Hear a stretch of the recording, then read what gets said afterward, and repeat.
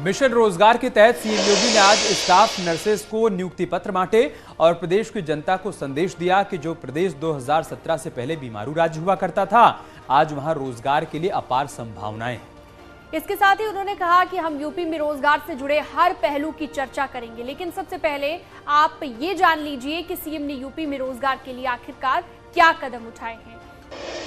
रोजगार के लिए जो कदम उठाए गए हैं उसको आप ऐसे समझिए कि सरकारी विभाग में बहाली हुई है, संविदा के तहत नौकरियां दी जा रही हैं और एमएसएमई के तहत भी रोजगार उपलब्ध करवाए जा रहे हैं। इसके अलावा स्वयं सहायता समूह से रोजगार लोगों को मिलेगा।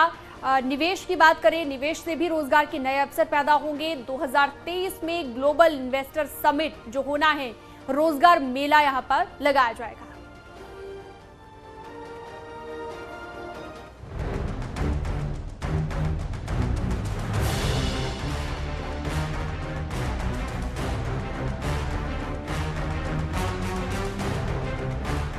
उत्तर प्रदेश में युवाओं के रोजगार की बात हो, इंफ्रास्ट्रक्चर को निवेश के लायक बनाने की चुनौती हो, $1 ट्रिलियन अर्थव्यवस्था का लक्ष्य हो या फिर जनता के प्रति समर्पण का भाव हो, हर मुद्दे पर सरकार ने प्रभावशाली काम किए हैं। इन 8 महीनों में मुख्यमंत्री योगी आदित्यनाथ ने न सिर्फ योजनाओं का शिलान्यास लोकार्पण किया, बल्कि समय समय पर योजनाओं के विकास की समीक्षा भी की, जिससे कोई योजना सरकारी फाइलों में दब नहीं सकी और पूरी पारदर्शिता के साथ लोगों को उसका लाभ भी मिल सका।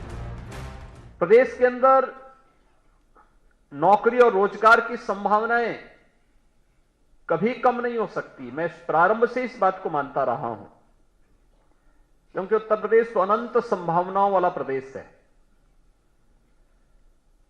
दुनिया की सबसे अच्छी उर्वरा भूमि हमारी है, सबसे अच्छा जल संसाधन हमारे पास है, सबसे अच्छा सूक्ष्म लघु मध्यम उद्यम से जुड़े हुए उद्योग उत्तर प्रदेश के अंदर मौजूद हैं। तो फिर हमारा नौजवान पलायन क्यों करेगा? सीएम योगी आदित्यनाथ ने मिशन रोजगार के तहत आज यूपी लोकसभा आयोग की तरफ से चयनित 1354 स्टाफ नर्स को नियुक्ति पत्र बांटे। सीएम ने कहा कि हमारे पास क्षमता थी, मगर उसे तकनीक से जोड़ा नहीं गया, लेकिन अब हालात बदल रहे हैं, युवाओं को रोजगार मिल रहा है। हमारे पास वो पोटेंशियल थी, लेकिन उसे सामने लाने, समय के अनुरूप ढालने, उसे तकनीक के साथ जोड़ने का ईमानदारी पूर्वक प्रयास नहीं हो पाया था। 2017 से पहले यूपी बीमारू राज्यों की श्रेणी में आता था, लेकिन योगी सरकार 2.0 के 8 महीने में ही बीजेपी सरकार ने जो कहा वो करके दिखाया के मुद्दे पर तेजी से काम कर रही है। चाहे रोजगार की बात हो या फिर पलायन की समस्या, हर क्षेत्र में बेहतर काम हो रहा। मुख्यमंत्री योगी आदित्यनाथ ने दूसरे कार्यकाल से पहले लोक कल्याण संकल्प पत्र में जो संकल्प लिए थे, सरकार ने 8 महीने में ही उन्हें एक एक कर पूरा करने पर फोकस रखा। एक बीमारू राज्य माना जाता था, यानी यहां मनुष्य ही बीमार नहीं था, प्रदेश स्वयं ही बीमार था। आज मुझे बताते हुए प्रसन्नता है कि वही उत्तर प्रदेश आज देश की दूसरी बड़ी अर्थव्यवस्था के रूप में अपने आप को स्थापित करने की ओर तेजी के साथ अग्रसर हुआ है। ये सामूहिकता है, टीम भाव है। जब 25 करोड़ की आबादी का उत्तर प्रदेश बोलता है, एक साथ चलता है, एक साथ निर्णय लेता है, तो उसके परिणाम भी उसी रूप में हम सबके सामने देखने को मिलते हैं। 4 जनवरी 2023 में होने वाले ग्लोबल इन्वेस्टर समिट से पहले 2 दर्जन से अधिक नीतियों को अपग्रेड किया जा रहा है, लेकिन ये भी जानना जरूरी है कि अब तक कहां-कहां और किन-किन कंपनियों से निवेश के प्रस्ताव आए हैं। 55 कंपनियों से 45,000 करोड़ के निवेश का प्रस्ताव, 94,632 करोड़ का निवेश आईटी इलेक्ट्रॉनिक्स सेक्टर में, 5 साल में 4,68,000 करोड़ के एमओयू पर साइन, 3,82,000 करोड़ की परियोजनाएं धरातल पर। ईज ऑफ डूइंग बिजनेस के तहत करीब 300 रिफॉर्म्स लागू। योगी सरकार के दूसरे कार्यकाल में केवल 6 महीने में ही सेवा योजना के तहत रोजगार मेले के जरिए 93,000 से ज्यादा युवाओं को रोजगार मिला, जबकि करियर काउंसलिंग के तहत 1,42,000 से अधिक लोगों को मार्गदर्शन मिला, जिसका आंकड़ा और तेजी से आगे बढ़ रहा है। सीएम योगी का मकसद है कि प्रदेश में ज्यादा से ज्यादा निवेश आए और युवाओं को रोजगार मिल सके। जिससे पलायन जैसी समस्या से आसानी से निपटा जा सके। और मुख्यमंत्री इस दिशा में नियुक्ति पत्र बांटकर युवाओं का हौसला अफजाई करते रहे। Bureau report, news 18। यूपी में सीएम योगी की नीति से कैसे रोजगार क्रांति आई, अब आपको वो भी समझा देते हैं। दरअसल 2017 से लेकर अब तक 1,61,00,000 से ज्यादा रोजगार लोगों को मिला है। 50,000 से ज्यादा सरकारी नौकरियां उपलब्ध कराई हैं। संविदा के 3,50,000 से अधिक नौकरियां उपलब्ध करवाई गई। एमएसएमई के तहत 2,07,00,000 नौकरियां दी गई हैं। पुलिस विभाग में 1,60,000 से अधिक नौकरियां दी गई हैं। बेसिक शिक्षा विभाग की बात करें तो 1,26,000 से अधिक नौकरियां इसमें भी दी गई। उसके साथ ही माध्यमिक शिक्षा विभाग में 40,000 से ज्यादा नौकरियां लोगों को दी गई। स्वयं सहायता समूह के जरिए भी 1 करोड़ लोगों को रोजगार उपलब्ध करवाया गया। मिशन रोजगार के तहत मुख्यमंत्री योगी आदित्यनाथ लगातार युवाओं को रोजगार उपलब्ध करा रहे हैं। उत्तर प्रदेश में अगर हम आंकड़ों पर गौर करें तो मुख्यमंत्री योगी आदित्यनाथ ने वर्ष 2017 से अभी तक 1,61,00,000 से ज्यादा युवाओं को रोजगार दिया है और रोजगार देने की प्रक्रिया उत्तर प्रदेश सरकार की लगातार जारी है। और अगर हम बात करें, मुख्यमंत्री योगी आदित्यनाथ ने आज सीधे मंच से ये कहा कि उत्तर प्रदेश जहां बीमारू राज्य पहले हुआ करता था, अब देश के दूसरे नंबर की अर्थव्यवस्था है। कैमरामैन अनिल के साथ संकेत मिश्रा, न्यूज़ 18 लखनऊ। यूपी की बेरोजगारी दर साल 2017 से पहले जहां 17.5 हुआ करती थी, वो अब घटकर 2.7% हो गई है। अब ये भी जान लीजिए कि सबसे कम बेरोजगारी वाले राज्य में कौन कौन ऊपर है। सबसे कम बेरोजगारी वाले राज्य की बात करें, पंडुचेरी जो कि 0.8% यहाँ पर बेरोजगारी दर है। ओडिशा में 1.2%, तमिलनाडु में 2.1% है। वहीं मेघालय में 2.3% है। उत्तर प्रदेश में अब ये 2.7% है। गुजरात में 3% है। महाराष्ट्र में 4.8% है और केरल में बेरोजगारी दर 5.3% है। तो वहीं अब आपको बताते हैं कि सबसे ज्यादा बेरोजगारी वाले राज्यों की लिस्ट क्या है। सबसे पहले हरियाणा है इसमें, जिसमें 3.6% बेरोजगारी दर है और राजस्थान में 29.8%, असम में 17.2% बेरोजगारी दर है। इसी तरीके से जम्मू कश्मीर में 17.2% बेरोजगारी दर है। बिहार में 14% बेरोजगारी दर है। झारखंड में 12.2% है और दिल्ली में 10.3% बेरोजगारी दर है। तो मैनपुरी के रण में चाचा भतीजे ने अब एक बार फिर से आज एकजुटता का संदेश दिया है। हर उस गिले शिकवे को भुला दिया गया जिसके चलते आए दिन यादव कुनबे पर सवाल उठते रहे। अखिलेश ने कहा कि चाचा भतीजे में अब दूरी नहीं, राजनीतिक दूरियां भी खत्म हो गई हैं। साथ मिलकर उपचुनाव लड़ेंगे। बीजेपी को ही घबराहट हो रही है हमारे साथ आने से। हर सीट पर चुनाव में जीत मिलेगी, ये भी उन्होंने कहा और इस बार का जो परिणाम होगा वो बेहद खास होगा, ये भी उन्होंने कहा।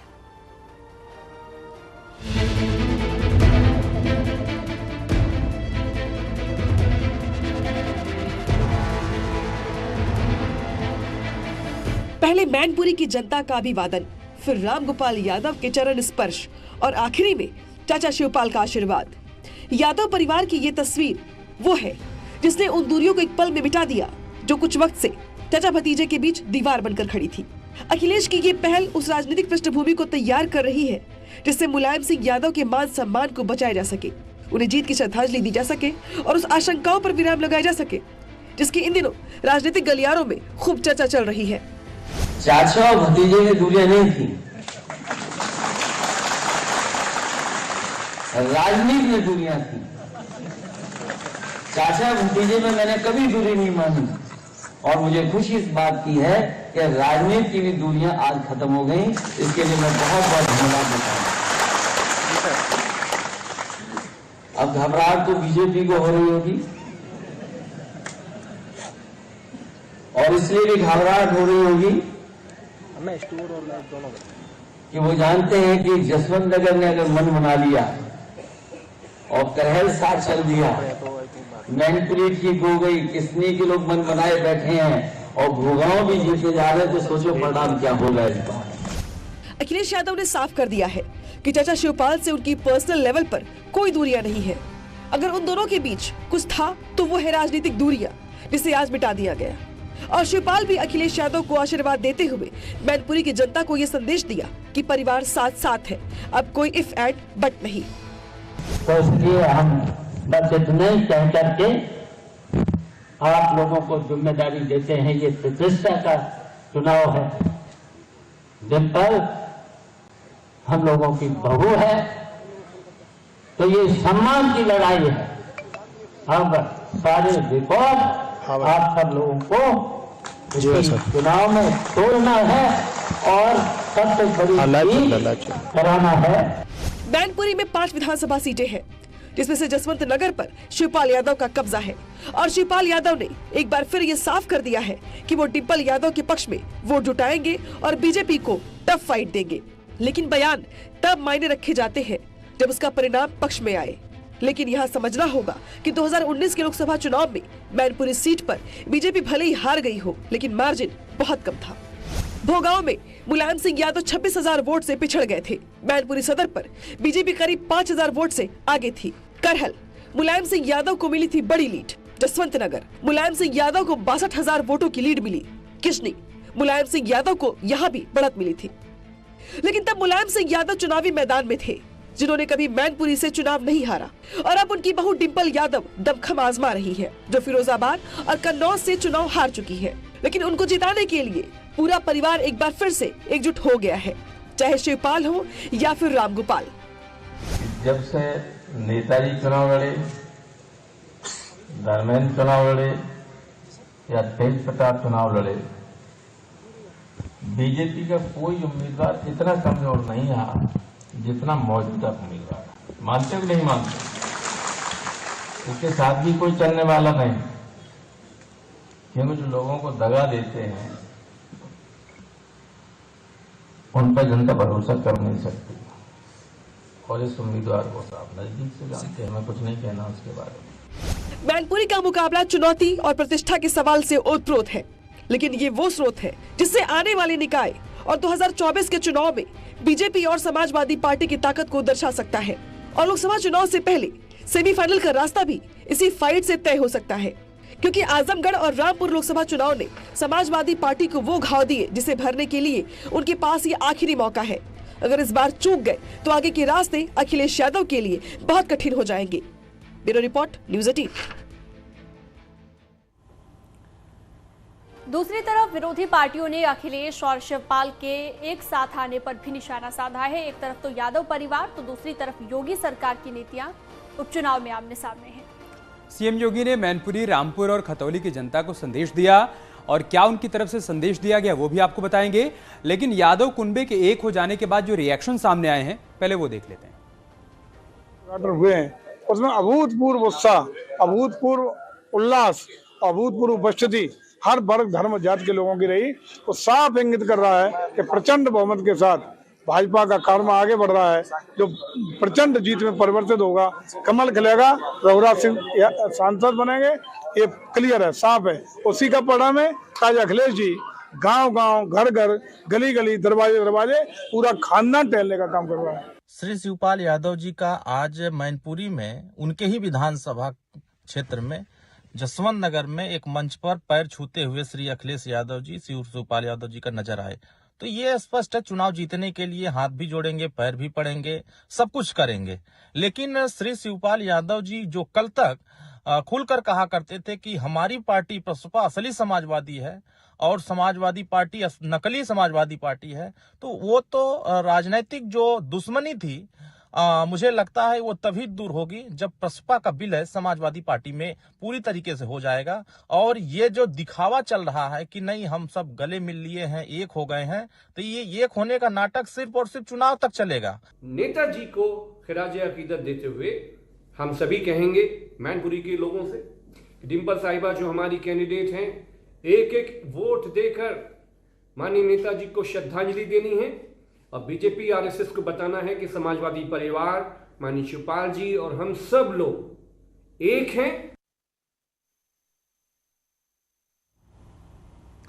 तो एक तरफ यादव परिवार तो दूसरी तरफ योगी सरकार की नीतियां उपचुनाव में आमने सामने हैं। सीएम योगी ने मैनपुरी, रामपुर और खतौली की जनता को संदेश दिया। दूसरी तरफ बीजेपी के प्रदेश अध्यक्ष ने दावा किया कि तीनों सीट पर ही बीजेपी जीतेगी।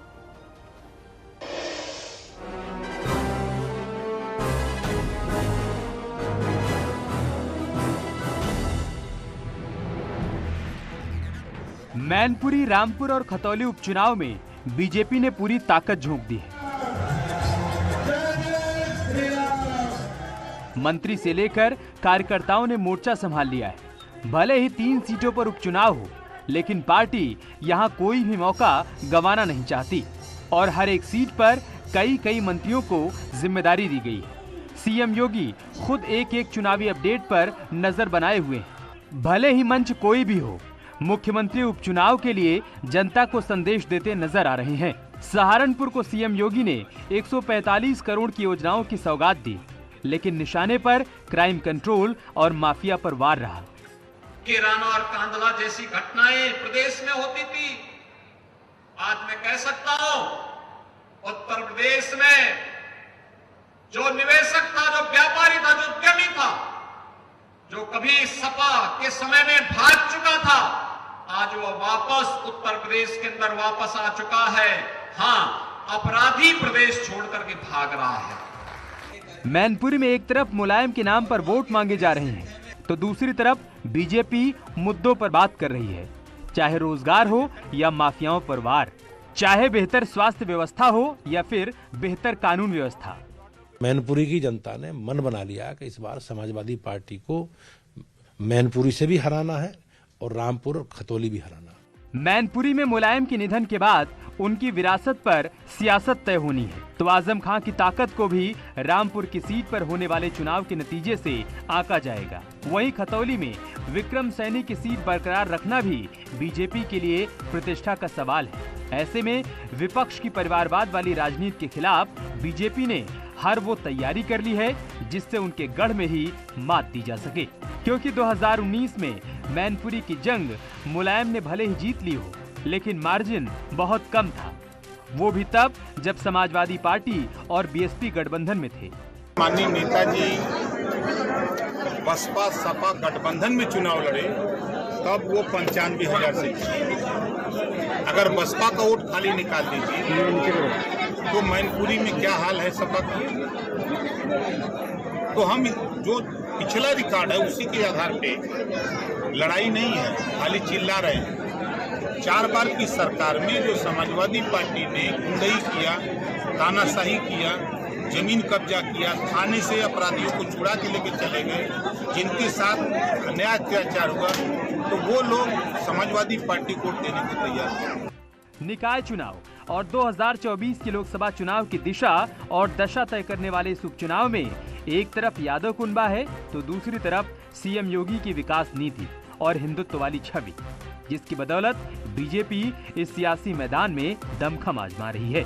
लेकिन फैसला जनता को करना है और नतीजे आने के बाद ही तय होंगे किसकी तरकश से तीर निशाने पर लगे और किसके हवा में रह गए। Bureau report, news 18।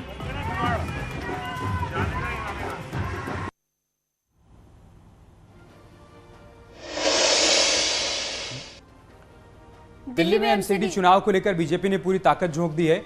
यूपी और उत्तराखंड के दिग्गजों की ड्यूटी एमसीडी चुनाव में प्रचार प्रसार के लिए लगाई गई है, जिसको लेकर आज यूपी के प्रदेश अध्यक्ष भूपेंद्र चौधरी और उत्तराखंड के सीएम पुष्कर सिंह धामी समेत कई नेताओं ने चुनाव प्रचार किया और जनता से बीजेपी के पक्ष में वोट करने की अपील की है। तस्वीरें आप देखिए, यूपी उत्तराखंड के दिग्गज प्रचार में उतरे।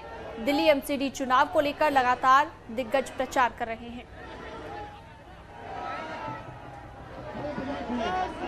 तो उत्तराखंड के मुख्यमंत्री पुष्कर सिंह धामी ने आज चुनाव प्रचार किया। दिल्ली में कोशिश ये थी कि पहाड़ के वो लोग जो प्रवासी हैं दिल्ली में, उनको साधा जा सके, उनको बताया जा सके कि दिल्ली एमसीडी में बीजेपी क्यों जरूरी है। इस दौरान उन्होंने आम आदमी पार्टी को निशाने पर भी लिया, तमाम मुद्दों पर दिल्ली की सरकार को निशाने पर लिया। उन्होंने कहा कि जो लोग भ्रष्टाचार के खिलाफ लड़ाई लड़ते लड़ते सत्ता में आए, आज वो भ्रष्टाचार में लिप्त हैं, उनके अपने मंत्री ही भ्रष्टाचार में लिप्त हैं। सर, एमसीडी चुनाव में 15 साल से आपकी सरकार है सर, कितनी उम्मीदें हैं सर इस बार आपको? आप देख रहे हैं ये उत्साह, आप देख रहे हैं जनसैलाब, ये बताता है कि दिल्ली की जनता ने फिर से भारतीय जनता पार्टी को आशीर्वाद देने का मन बना लिया है। दूसरी बात, जिस तरीके से केजरीवाल ने दिल्ली की जनता को ठगा है और उनका कुशासन, उनकी सरकार का कुशासन और भ्रष्टाचार अखंड भ्रष्टाचार से डूबा होना, उसके प्रति जनता आक्रोशित है और उसका भी जवाब वो इस चुनाव में देने के लिए आतुर है और भारतीय जनता पार्टी को आशीर्वाद देने के लिए आतुर है। सर, अगर हम बात करें सत्येंद्र जैन के बारे में बात करें या मनीष सिसोदिया के बारे में बात करें, क्या जनता इसका जवाब देगी सर? बिल्कुल।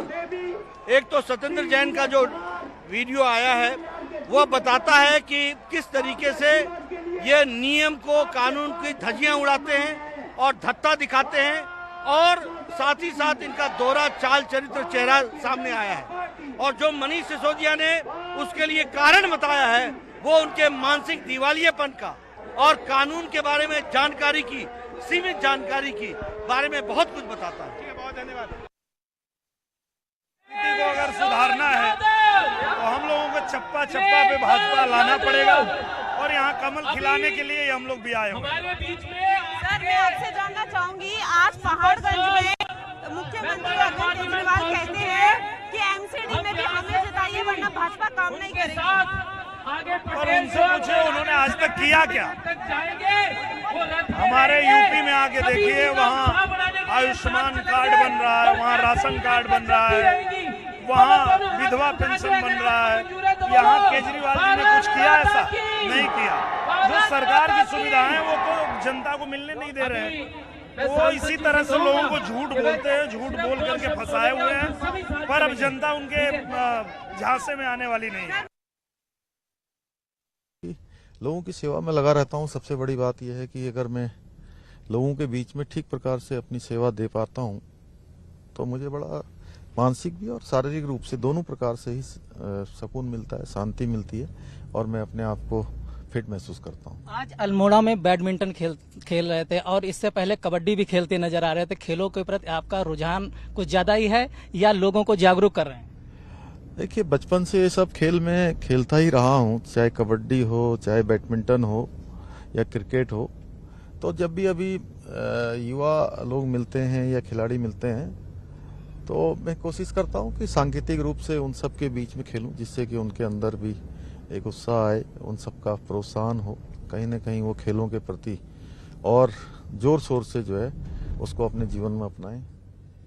मॉर्निंग वॉक की फोटो अक्सर सोशल मीडिया पे आपकी चलती हैं और उसमें देखते हैं कि बिना लाव लश्कर के आप बुजुर्गों से भी मिलते हैं, युवाओं से मिलते हैं, उनसे बातचीत भी करते हैं।